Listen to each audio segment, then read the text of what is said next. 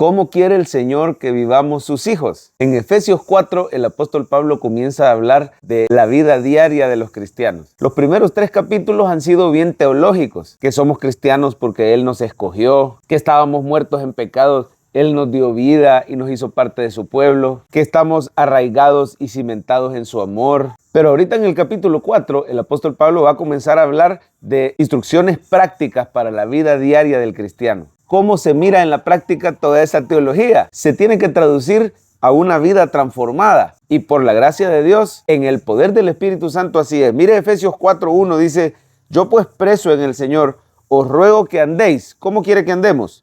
Como es digno de la vocación con que fuisteis llamados. Usted y yo tenemos que andar de una manera que sea digna del llamado de Dios. Yo le ruego que tenga Efesios 4 abierto ahí frente a usted, porque vamos a ver que todo se puede resumir con 2 palabras. El Señor quiere que andemos en unidad y en santidad. ¿Lo puede decir conmigo? Unidad y santidad. Mire cómo dice el versículo 3, solícitos en guardar la unidad del Espíritu en el vínculo de la paz. El Señor quiere que andemos en unidad, que no hayan divisiones ni pleitos entre nosotros. Mire, la vida del cristiano es en congregación y el Señor quiere que sea en unidad. Es una unidad que depende del amor. Mire, por favor, en el versículo 2, el fruto del Espíritu que permite esa unidad, dice, con toda humildad y mansedumbre. En ese tiempo la humildad no era algo bien visto por los griegos. Es la misma palabra que significa esclavo. La sociedad sin Cristo exaltaba el orgullo. Fue hasta que Cristo Jesús se despojó de sí mismo, siendo el Hijo de Dios, se humilló, que ahora los creyentes anhelamos por el Espíritu Santo andar en humildad,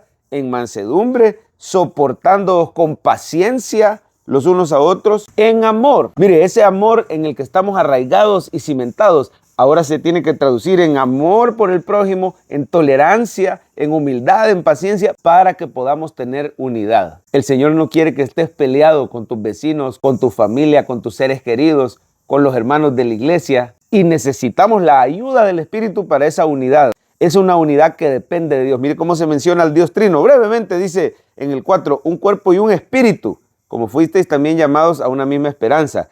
Un Señor, dice el 5, allá mencionó en el 4 el Espíritu Santo, en el 5 al Señor Jesús. Una fe, un bautismo.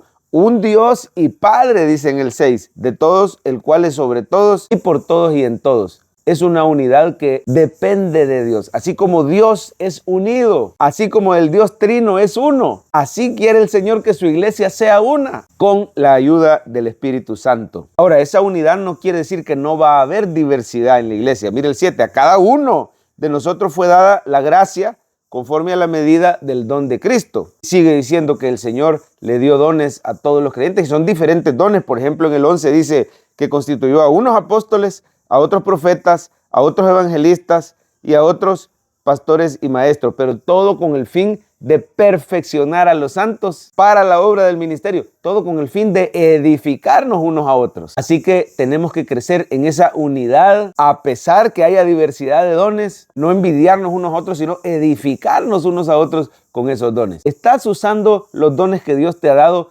para edificar a los miembros de tu iglesia, de tu life group o de tu comunidad? El Señor quiere que hablemos la verdad en amor para que crezcamos en Cristo, que es la cabeza de la iglesia. Así lo dice el 15, siguiendo la verdad en amor, crezcamos en todo, en aquel que es la cabeza, esto es Cristo. Sin Cristo no se puede.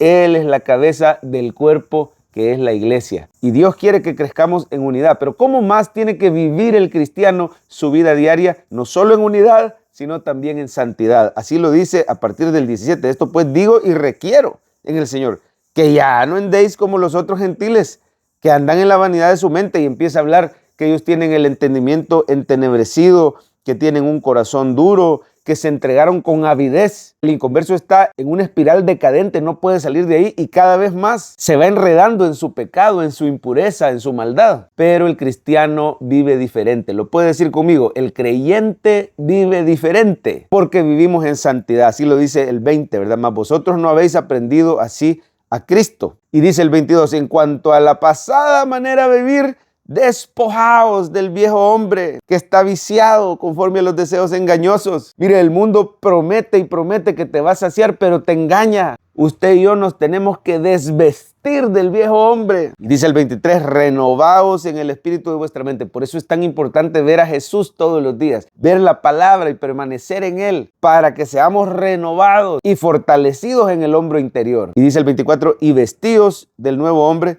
creado según Dios en la justicia y santidad de la verdad. ¿Cuál es la clave para andar en santidad? Que nos desvistamos del viejo hombre, quitarnos esos viejos hábitos y luego vestirnos de esos nuevos hábitos, vestirnos de Cristo diariamente en la práctica viendo la palabra del Señor. Y comienza el apóstol Pablo a dar ejemplo. Con esto terminamos. Veamos algunos ejemplos de cómo en la práctica podemos andar en santidad.